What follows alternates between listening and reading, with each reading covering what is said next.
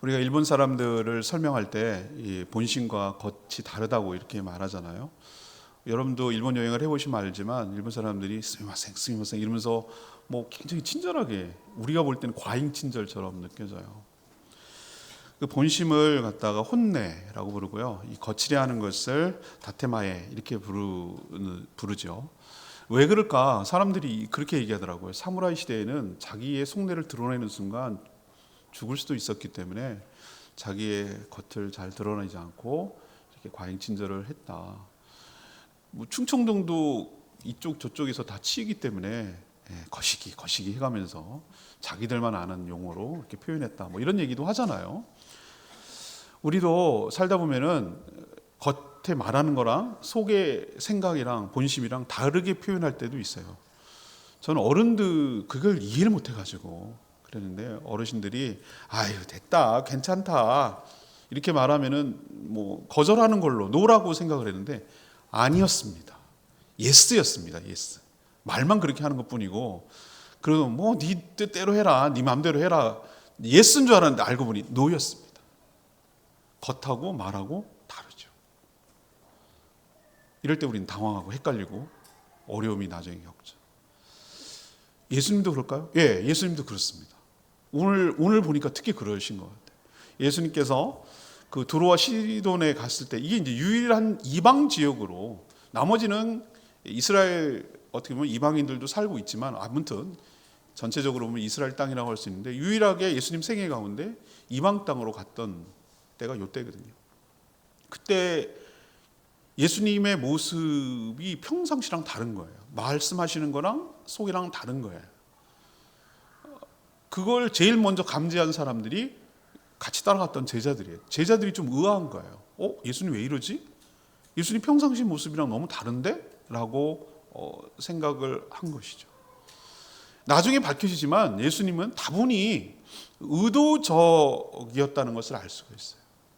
그래서 예수님의 말씀하고 예수님의 본심하고 다르다라는 것을 알 수 있어요.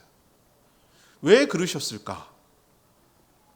그것은 나중에 얘기하지만 우리의 믿음을 테스트하기 위함인 것을 우리는 확인할 수가 있어요. 오늘 여러분 다 영상도 보셨고 말씀도 함께 읽었습니다만, 이 가나안 여인은 궁극적으로 어떻게 됐습니까? 오늘 여러분 28절에 보면은 예수님이 대답하여 이르시되 여자여 내 믿음이 뭐하도다? 크도다 그랬어요. 크도다. 그리고 내 소원대로 되리라. 해피엔딩으로 끝나요. 이 해피엔딩을 이끌어내기 위해서 예수님은 그 가나안 여인의 믿음을 테스트하고 있다니까요. 큰 믿음인지, 큰 믿음이 되기 위한 과정인지 모르지만 큰 믿음을 확인하고서야 내 소원대로 되리라 하고, 그 뒤에 말, 그때로부터 그 딸이 나으니라.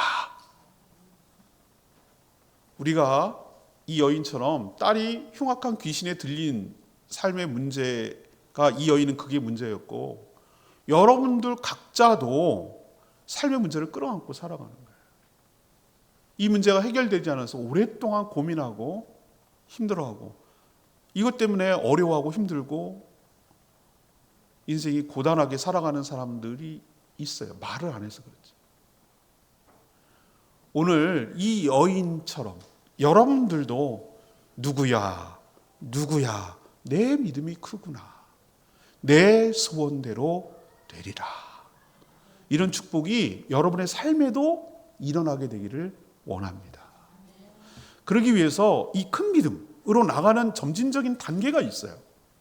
이 여인이 어떻게 그 허들 경기를 넘어서듯이 큰 믿음으로 나아가기 위한 어떤 장애물을 어떻게 통과를 했는가, 어떻게 넘어섰든가, 어디까지 가서 이렇게 큰 믿음이라고 칭찬을 받을 수가 있었는가, 그래서 소원이 이루어졌는가라는 것을 귀담아 잘 들어야 돼요.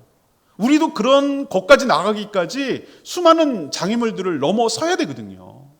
그래서 큰 믿음으로 나가기 위해서 어떤 어려움이 있고 어떤 장애물이 있고 우리 넘어서야 될 게 무엇인지 오늘 말씀을 통해서 여러분 잘 깨닫고, 여러분도 이 고비, 이 장애물 잘 통과하셔서 큰 믿음으로 소원이 이루어지는 축복이, 여러분의 삶의 문제가 해결되는 축복이 여러분 가운데 있게 되기를 축원합니다.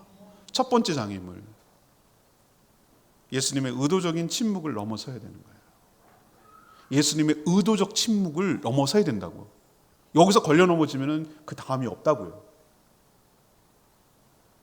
예수님이 이 두로와 시돈에 간 것은 이 마태복음도 기록되어 있고 마가복음 7장에도 기록이 되어 있어요. 동시에 이 두 군데 기록이 되어 있어요. 근데 마가복음을 보면 여기 마태복음은 안 표현되어 있지만 예수님이 자맹하셨던 것 같아요. 그 드러내고 막 사람들 몰고 가고 이런 것이 아니라 자신이 간 것을 숨기려고 하셨어요. 막 밀고 치고 하니까. 근데 소문이 필요한 사람들, 간절한 사람들은 어떻게 했든지 너무 절박한 사람들은 신락 같은 그런 희망이라도 찾아보려고 막 애쓰거든요. 그 가나안 여인, 수르보니게 여인이라고 하는 이 가나안 여인도 들렸던 거예요. 이게 은혜죠. 들리고 그 소문이 알았던 거. 그렇지만 예수님께 다가서기 위해서는 1차적인 어려움이 있었어요. 뭐가 어려움이 있냐면은 자기는 이방인이잖아요. 또 여자잖아요. 당시 문화, 우리는 좀 이해가 안 되지만 우린 외국 여자나 외국 남자나 뭐 대화하고 그게 뭐가 문제가 됩니까? 근데 그 당시 풍토와 문화로 보면 유대인과 이방인이 접촉한다는 거, 또 남자와 여자가 접촉한다는 건 굉장히 금기시되어 있고 굉장한 용기를 내야만 하는 그런 어려움이 있어요. 우리랑은 좀 달라요. 우리 느낌하고는. 그걸 넘어서야 돼. 왜? 내 문제가 해결이 안 되잖아. 그 문제가 뭐예요? 자기 딸이 흉악한 귀신이 들려서 굉장히 고생하고 있는 거야. 우리도 부모가 돼야 어른이 된다 그러잖아요. 자녀가 어려움을 겪고 있으면은 그게 정말 내가 겪는 것보다 더 힘들고 어려워요.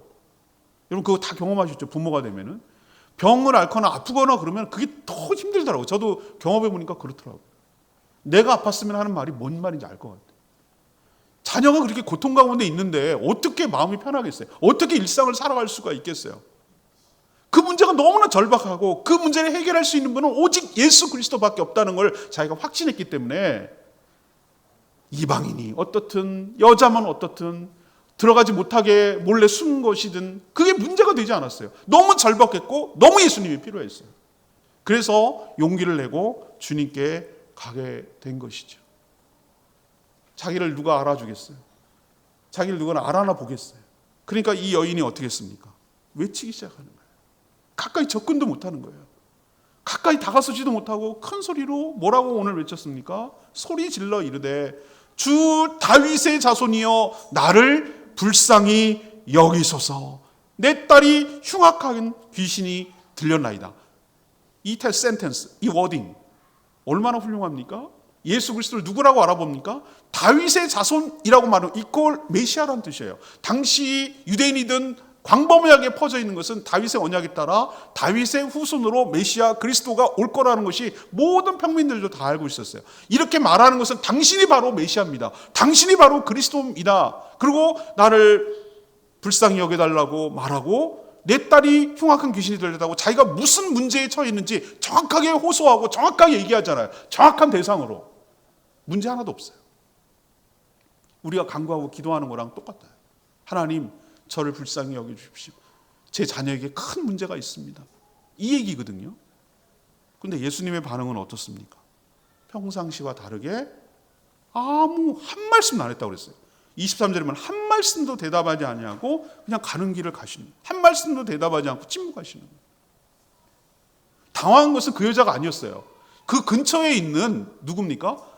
제자들이 오히려 당황했어요. 평상시 모습이랑 다르거든요. 의아하거든요. 제자들이 그것을 다 들었어요. 계속 소리 지르고 외치고 소란 피고 막 이러니까 제자들이 일단은 곧 이걸 두 번째 치고 성가신 거예요. 살 수가 없어. 소음 때문에. 왜 이렇게 난리를 치는 거야? 그 여자는 그게 절박했지만 제자들 입장에서는 그게 너무 힘들었던 거죠. 그래서 제자들이 오히려 예수님께 청하는 거예요. 한 말씀도 안 하니까. 제자들이 들었다는 얘기는 예수님도 들었다는 얘기잖아요. 제자들이 뭐라고 그러는가? 주님, 저 뒤에 와가지고 우리 뒤에 와서 저렇게 소리를 고래고래 지르고 난리를 치고 막 저렇게 호소하는데 주님 고쳐서 내보내시든 아니면 쫓아보내시든 우리 못 살겠습니다. 어떻게든지 해결해내시고 보내지요. 그래야 우리가 좀 조용히 살 수 있겠지. 이게 너무 힘듭니다. 라고 제자들이 오히려 청할 정도였어요.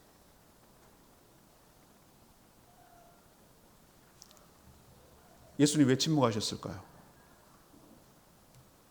우리로 칠까요? 우리에게 적용해 봅시다. 우리가 하나님 앞에 내 문제가 있어요. 하나님만이 해결할 수 있다는 것도 알아요. 하나님께 호소하는 거 기도도 했어요. 이쯤 되면 하나님 들어주셔야 돼요. 침묵하세요. 시간 반 점점 지나가요. 소리가 부족한가? 더 소리 고래고래 소리 질렀어요. 침묵하세요. 이거 부족한가? 40일 금식 기도할까? 막 금식 기도하고 부르짖었어요. 작정 기도할까? 막 부르짖었어요. 중보 기도 해가지고 알려가지고 같이 기도할까? 자기가 쓸 수 있는 카드를 하나씩 다 써보는 거예요. 근데도 침묵하세요. 사랑하는 여러분, 여기가 여러분의 고비예요. 여기가 큰 믿음으로 나가는 고비라고, 여기가 허들이라고. 요걸 침묵을 넘어서야 그 다음이 있는 줄 믿습니다. 하나님께서 지금 보고 계시는 거예요. 안 들으신 게 아니라 다 듣고 계세요. 그래도 간구하는가? 그래도 포기하지 않는가? 그래도 나를 찾는가? 그래도 호소하는가? 라는 것을 일단 확인하고 싶으신 거예요. 또 확인하고 싶으신 것이 있어요. 나를 수단으로 생각하는가? 나를 그저 방법이라고 생각하는가? 자기의 어떤 목적을 이용하는 그냥 방법, 수단이라고만 생각하는가? 이걸 확인하고 싶으신 거예요. 여러분, 하나님은 여러분의 문제를 해결해 주는 해결사가 아닙니다. 아라비안 나이트에서 나오는 호리병 속에 있는 지니가 아니란 말이에요. 지니 아시죠? 퍼런 거인, 그 애니메이션도 많이 나오고. 지니는 어떤 존재입니까? 소유자가 모든 권한을 갖고 있어요. 호리병 속에 자기가 가둬 있고 컨트롤 가능해요. 뚜껑 열고 지니 나와. 내가 주인님 부르셨습니까? 양탄자 좀 깔아가지고 날아가게 해줘. 다 들어줍니다. 그럼 끝나면 들어가, 빨리 들어가, 뚜껑 닫게. 하나님이 그런 존재입니까? 여러분은 하나님이 어떤 존재입니까? 내가 삶에 필요한 것들을 문제는 해결해주고 그 나머지는 내가 알아서 할 테니까 내 간섭하지 말고, 지니가 말하는 대로 누가 주인입니까? 내가 소유하고는 하나님을 이렇게 꼭 붙들고 있고 내가 마음대로 부릴 수 있는 내가 주인이고 얘는 종이에요. 종, 능력 있는 종. 그런 존재로 생각하고 있는지, 아니면 하나님이, 주님이 나의 주인님이신지, 그분은 나의 수단이 아니라 방법이 아니라 나의 목적이고 존재 이유인지, 이거를 확인하시려고 침묵하시는 거예요. 만약에 예수 그리스도가 내 소원이나 성취해주고 내 방법이나 해결해주는 그런 존재로 여겼다면 이런 침묵하면은 포기하고 떠납니다. 아니면 더하면 욕하고 떠납니다. 많은 사람들이 예수 믿기 시작해가지고 처음에 믿을 때 막 처음에 뜨겁기 시작해요. 그러다가 어느 순간에 딱 걸려 넘어지냐면 기도하면 들어준다며. 기도하면 이루어진다며. 왜 안 되는데? 왜 나는 안 되는데? 왜 침묵하는데? 아무 변화가 없는데? 여기서 넘어지는 거예요. 왜? 나는 예수 믿는 목적이 그거였거든.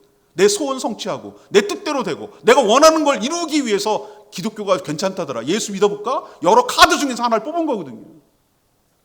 그런 마음과 그런 접근, 그런 믿음을 가지고는 예수님한테 통하지 않는다는 거예요.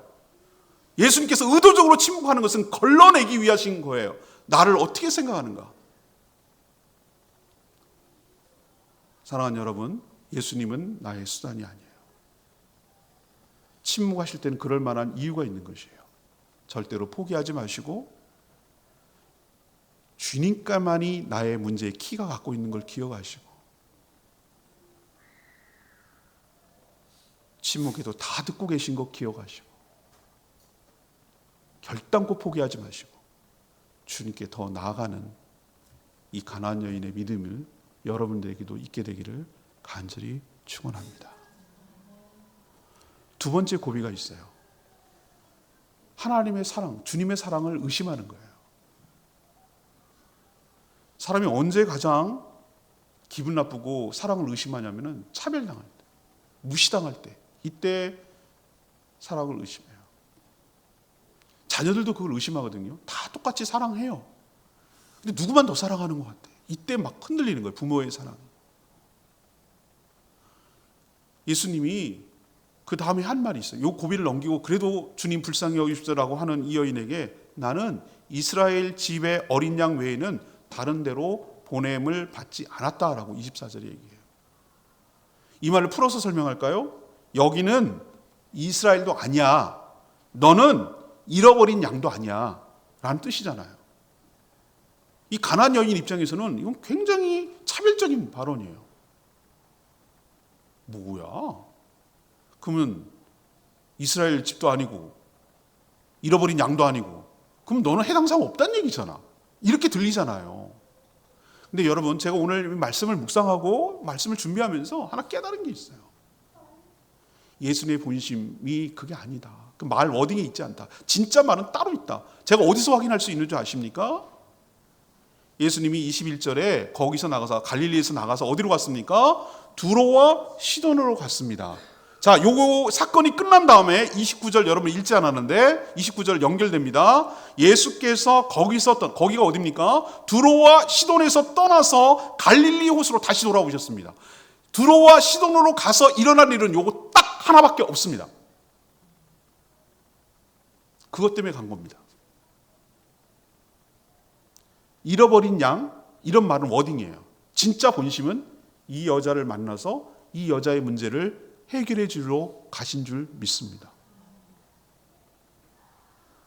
그렇다면 잃어버린 양이라고 하고 난 이스라엘 외에는 보내심을 받지 않았다 그러면 왜 두로와 시돈을 가시겠어요? 몸이 말하고 있잖아요. 예수님이 그 연을 찾아가기 위해서 거기 간 거잖아요. 이런 사건은 여기만 일어난 것이 아니에요. 저는 요한복음 4장에 나오는 사마리아 수가성도 같은 개념이라고 보는 거예요. 같은 맥락이라고 보는 거예요. 당시 경건한 이스라엘 남자들은 어디로 갔냐면은 사마리아 통과하는 것을 금기시했어요. 사마리아 사람들과 접촉하는 게 영 거슬리거든. 거기 가면은 통과할 수밖에 없거든. 뭘 사 먹으려면 얘기를 꺼내야 되거든. 뭔가 아쉬운 소리를 해야 되거든. 그게 싫어가지고 요단 동편으로 해서 걸어서 돌아가지고 쭉 위로 올라간 다음에 갈릴리 호수를 건넜단 말이에요. 그게 그들의 루트였어요. 근데 예수님은 그 한낮에 사람도 다니지 않는 그때 사마리아 수가성을 통과합니다. 왜? 그때 거기서 그 여자를 만나야 되기 때문에. 수가성 그 여자를 만나야 되기 때문에. 그 여자를 구원하고 그를 통해서 사마리아 성을 구원하기 위해서.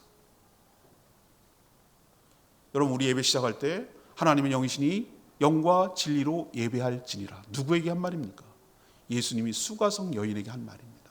그 이방 여인, 개처럼 취급당하는 그 사마리아 여인에게 예배의 핵심 키워드를 가르쳐주고 있어요.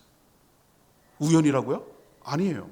저는 예수님이 다분히 의도적이고 목적적으로 사마리아를 통과해서 그녀를 만났고 그녀에게 예배를 가르쳐주고 그 성을 구원하고 그리고 갈릴리로 가신 것 다분히 의도적이라고 보는 것이에요. 그렇다면 이 두로와 시돈에 갔던 것도 저는 똑같다고 봐요. 거기 왜 갔을까? 그녀를 만나기 위해서. 왜 갔을까? 그녀의 문제를 해결해 주기 위해서. 제가 어느 날 부흥회 갔다가 그 말씀, 부흥사가 했던 말이 어렸을 때 같은데 그 말이 너무 마음에 팍 꽂혀가지고 엉엉 울었던 기억이 나는데, 하나님, 세상에 다 죽었어요. 뭐 지구 종말이 일어나고 그래갖고 나밖에 없어요. 나밖에. 그런데 나밖에 없는데도 아들 예수 그리스도를 이 땅에 보내셔서 나를 대신해서 죽게 하시겠습니까? 라고 질문했어요. 그랬더니 하나님의 대답은 예스였어요. 세상에 너밖에 없어도 내 아들 예수 그리스도를 보내서 너를 위하여 죄값을 치르고 대신 너를 살려낼 거다. 그 말은 내가 예수 그리스도의 목숨값이라는 얘기예요. 나 같은 자가 뭐라고? 나를 위해서 찾아오신다고? 내 문제를 해결하기 위해서 일부러 오신다고?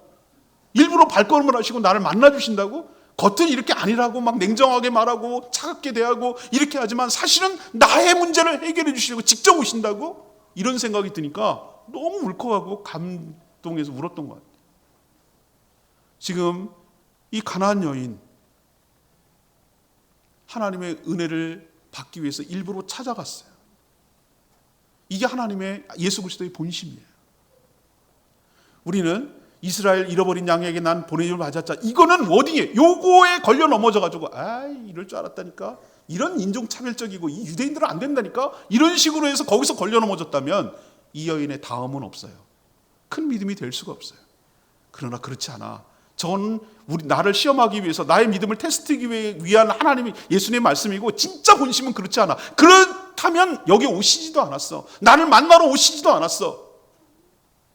라고 그의 본심을, 주님의 본심을 읽어내시고 그 사랑을 확신하시고 흔들리지 마시고 그 사랑 앞으로 한 발 한 발 더 나가서 여러분의 삶의 문제가 해결되는 축복이 있게 되기를 축원합니다. 여기 두 번째 장애물이에요. 여기서 넘어지지 마시고 넘어서는 저와 여러분 되기를 소망합니다. 마지막 세 번째 장애물이, 이게 제일 큰 장애물이에요. 자존심 버리고 간구해야 돼요.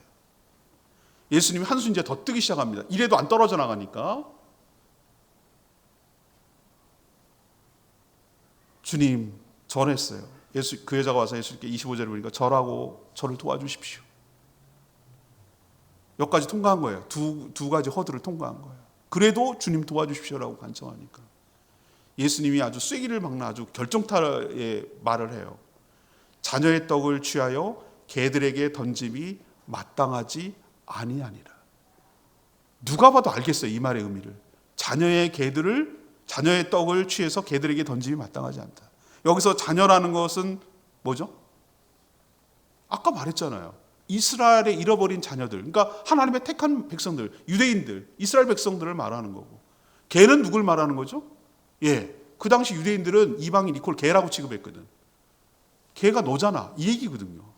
동서고금 개라는 것은 요즘은 개가 얼마나 대우받고 사는지, 개모차도 있고 깜짝깜짝 놀랄 때가 많아요. 얘네들 더러운 수돗물 먹으면 안 된다고 꼭 생수 들고 와서 밥그릇도, 전용 밥그릇도 갖고 가고, 아유 정말 계절마다 옷 갈아입고 목욕 샤워하고 전용 샴푸 쓰고 아주 기가 막힙니다. 개팔자가 이런 쌍팔자가 없어. 옛날 생각하면, 요즘 생각하면 개 아니에요. 그래서 이 문화가 좀 달라진 것 같아요. 그렇지만 우리가 생각하는 개는 뭐예요? 천덕꾸러기, 그냥 차고 치이고 거들떠도 안 보고, 죽었다 그래도 뭐 그렇게 슬퍼하지 않고 애달파하지 않고 그냥 이것저것 주워 먹고 이렇게 살아가는 게 개 같은 존재잖아요. 개에 대해서 우리는 동서고금 항상 좋지 않은 이미지를 갖고 있어요. 여러분, 누구가 뭐 아무리 개가 취급받고 뭐 대우받는다고 하더라도 누가 누구한테, 여러분이 와가지고 여러분한테 개가 뭐라고 하면 욕으로 받지, 그거를 좋게 받아들일 사람이 누가 있겠어요?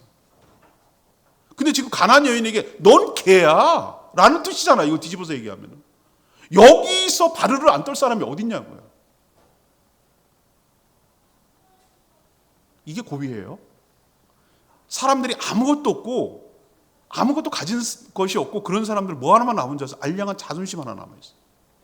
자기 건드리고 자기 뭐라 그러고 그럼 바로 떠는 것밖에 안 남아요. 이게 자존심하고 자긍심, 자부심, 이건 좀 개념이 달라요. 자긍심이 있고 자존중감이 있는 사람은 자기한테 뭐라고 해도 그걸 받지 않아요. 왜냐하면 내가 나를 스스로 생각할 때 나는 그런 존재가 아니거든. 여러분, 미국에서 그 교수가 얘기했잖아요. 10달러인가 50달러인가 50 딱 들고 이렇게 얘기했어요. 여러분, 이거 여러분 갖고 싶은 사람 저 50달러 다 원하지. 그 50달러 갖다가 막 뿌렸어요. 이거 갖고 싶은 사람 몇 명이 내려오긴 했지만 저 그랬어. 그 꾸겨진 걸 발로 이렇게 밟았어요. 그래가지고 찌그러지고 완전히 혼돈됐어. 그걸 딱 들었어요. 이거 갖고 싶은 사람 왜 그랬을까요? 꾸겨도 밟혀도 50달러의 가치는 변하지 않습니다. 이게 자존감이에요. 누가 뭐라고 해도 나는 하나님의 사랑받는 자녀라는 것, 나는 구원받은 하나님의 백성이라는 것은 뭐라고 해도 흔들리지 않아요. 이게 자존감인데, 그게 없는 사람들은 개 취급하거나 욕하거나 뭐 하면은 부르르 떨고 막 욕하고 떠나버리고 말입니다. 예수님의 마지막 테스트는 여기에 있었어요. 네가 개라고 해도 안 떠나겠는가? 네가 개 취급당해도 네가 수용하겠는가? 이걸 마지막으로 보고 싶은 거예요. 근데 이 여자가 하는 말을 보세요. 이 여자가 뭐라고 그래요? 27절. 여자가 이르되 주여 뭐합니다? 옳소이다. 주여 옳소이다. 이 얘기는 뭐예요? 주님 맞습니다. 저 개입니다. 개 맞습니다. 여러분, 이렇게 말하기가 쉬운 줄 아세요? 이거 굉장히 어려운 말이에요. 예, 맞아요. 주님 말이 맞아요. 주님 저 개 맞아요. 주인의 상에 감히 언감생심, 주인의 상에 둘러앉아가지고 내가 밥 먹을 자격 없는 거 내가 잘 압니다. 난 이스라엘 사람도 아니고 여자입니다. 남자도 아니고 이방인입니다. 그러나 주인의 상에 얼쩡거릴 수 있는 개라도 족합니다. 그리고 주인이 먹다 떨어진 부스러기, 의도치 않은, 일부러 주려고 한 것이 아니라 먹다가 이렇게 흘린 그 부스러기 은혜로도 저는 족한 존재입니다. 그걸로도 충분합니다.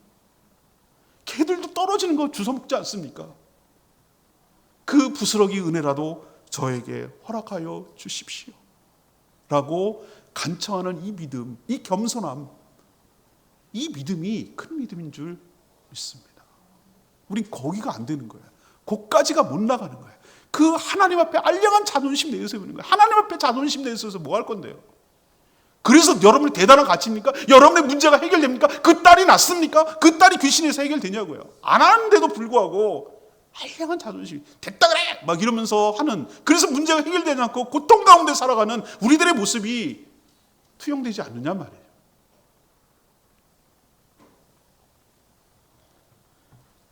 하나님의 예수 그리스도의 마지막 시험은 우리의 자존심을 건드리는 거예요. 그럼에도 나를 찾겠냐? 그럼에도 은혜를 바라는가?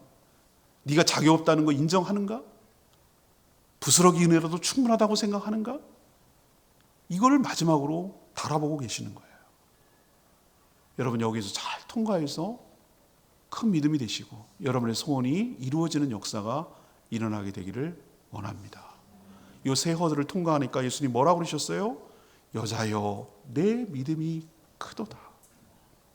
내 소원대로 되리라. 그때로부터 그 딸이 나으니라. 여러분에게 대입시켜 보세요.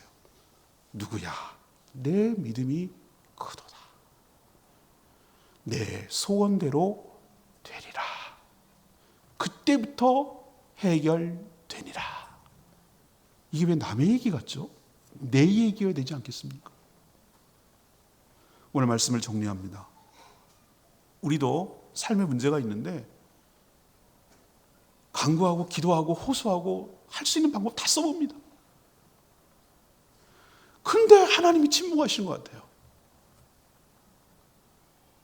그때 우리가 흔들려요. 어떻게 흔들리는가? 내 기도를 못 들으시나? 날 무시하나? 더 나아가서는 하나님 없는 거 아니야? 하나님 바쁘신가? 여러 가지 오만 가지 생각이 나요. 근데 여러분 이게 고비라고 말씀드렸어요? 아니에요. 여러분이 주님 하나님께서는 우리의 신음소리조차 다 간파해내시고 들으시는 하나님이신 줄로 믿습니다. 우리 한나자매 우리 막 하루 이제 깐난쟁이 2달 3달 됐거든요. 얘기! 이게 울면 이 울음소리에 구분하는 구분. 배고파서, 똥 싸서, 심심해서 뭐 이런 것을 엄마는 구분하는 거예요. 칭얼칭얼 거리는 것의 울음의 의미를 다 간파하시는 거예요. 하나님께서 우리의 신음소리, 우리의 울음소리, 우리의 탄식, 우리의 무엇을 간파 못하실까요? 다 듣고 알고 간파하고 계신 줄 믿습니다. 여기서 넘어지지 마시고 여기서 주저앉지 마시라고요. 이거는 우리의 1차 테스트예요. 뭘 보시기 위하냐? 그럼에도 불구하고 끝까지 포기하지 않고 하나님께 다가서느냐? 하나님을 나의 수단으로 생각하는가? 나의 목적으로 생각하는가? 나를 하나님을 이용해가지고 그냥 필요할 때만 나를 끄집어 쓰고 갖다가 평상시 놔두고 고비만 넘기면 빠이빠이 하고 잊어버리는가? 그렇게 그냥 쓰다 버리는 그런 존재로 생각하는가? 아니면 나의 하나님이 나의 주인이라고 생각하는가? 이걸 달아보시느라고 이렇게 외면하실 때가 있어요. 여기서 넘어지시면 안 되고 포기하지 마시고 끝까지 안 들리는 것 같아도 침묵하시는 것 같아도 끝까지 계속 간구하고 더 나아가는 저와 여러분 되기를 소망합니다. 그래야 해결돼요. 두 번째는 뭐예요? 하나님이 사랑을 조금도 의심하지 말아야 돼요. 차별하지 않아요. 차별하지 않아요. 누구 얘기만 들어주시고 누구 기도는 들어댔더라, 누구는 응답됐다고 하더라, 누구는 해결됐다고 하더라. 근데 왜 나는 아니야? 여기서 막 흔들리면 안 돼요. 나는 안 사랑하시나? 날 외면하시나? 차별하시나? 이게 고비예요. 이게 여기서 의심하면 안 돼요. 하나님이 여러분도 세상에 여러분밖에 없는 것처럼 사랑하여 주시는 줄 믿습니다. 왜 두로에 갔다고요? 그 여인 만나려고. 왜 두로에 갔다고요? 그 여인의 문제를 해결하려 주려고. 유일하게 해결한 게 간 이유가 그거밖에 없어요. 딴 얘기 없어요. 두로 시도에서. 하나님께서 말은 그렇게 하셔도 내 문제를 해결하시기 위하여 세상에 나밖에 없는 것처럼 내 문제를 친히 해결해 주시기 위하여 나를 방문하시고 찾아주시고 그 문제를 해결해 주신다는 걸 믿어야 돼요. 의심하지 말아야 돼요. 말이 아니라 하나님의 본심을 믿으셔야 돼요. 하나님의 사랑을 의심하면 안 돼요. 나를 향한 하나님의 사랑을 의심하면 안 돼요. 꼭 어떤 일이 있어도 그거 붙드셔야 돼요. 저는 하나님 아무리 나락으로 떨어지고 비참해져도 제가 두 가지는 잊어버리지 않은 베이직 믿음? 그 두 가지를 말씀드렸잖아요. 하나님은 살아계십니다. 하나님은 시퍼렇게 살아계십니다. 하나님은 선하십니다. 내 예상과 예측대로 안 돼도 하나님은 선하셔서 가장 좋은 길로 인도하고 있는 과정 중에 저는 있습니다. 이걸 의심하지 않았어요. 지금까지 평생 살면서. 내 생각대로 반대로 가. 이건 더 나락으로 떨어지는 일이고 내가 더 비참해지는 일일지라도 의심하지 않았어요. 이건 과정 중에 있다고 저는 믿었어요. 하나님이 나를 사랑한다는 건 조금도 의심하지 않았어요. 여러분도 가나안 여인을 사랑하셨듯이 나를 찾아오셔서 내 문제를 해결해 주시려는 하나님의 사랑을 의심하지 마시고 여기서 주저앉지 마시고 여기서 포기하지 않게 되기를 축복합니다. 마지막 세 번째는 뭐예요? 그 자존심이라고 쓰고 자아라고 읽지요. 우리는 고집이라고도 표현하고요. 그 알량한 고집밖에 안 남아가지고 자존심 하나만 세워가지고 뭐 하겠다는 거예요. 그게 해결됩니까? 그래서 우쭐거리고 그래서 속 시원합니까? 내 문제는 여전히 끌고 가고 있는데요. 내 딸을 안 낳는데요. 그거 내려놓으셔야 돼요. 하나님의 자존심 내려놓으셔야 돼요. 그걸 지금 달아보고 계시는 거예요. 너 개 취급해도 나한테 계속 간구하겠느냐? 널 그렇게 무시해도 나를 찾겠느냐? 부스러기 던져주는 거, 그 떨어지는 거 그거라도 널 만족하겠느냐? 날 뭘로 보고 여기서 넘어지는 거예요. 하나님의 본심은 그게 아니에요. 보는 거예요. 부스러기면 우내면 어때요? 내 문제가 해결됐는데. 걔라고 지금 받으면 뭐예요? 내 딸이 나오면 됐지. 여러분 알량한 자존심 내려놓고 주님 앞에 겸손히 다가서고 부스러기 은혜라도 충분합니다. 저는 주인의 상에서 얼쩡거린 개라도 충분합니다. 됐습니다. 그걸로 만족합니다. 주님 저에게 은혜를 베풀어 주십시오. 부스러기라도 주십시오. 그걸로도 저는 족합니다. 라는 마음 자세로 하나님께 다가설 때 여자여 내 믿음이 크도다. 내 소원대로 되리라. 이 축복이 여러분 삶에도 일어나게 될 줄 믿습니다. 오늘 약할 때 강함 대신에 이 찬양 부르고 기도하는 시간 갖겠습니다.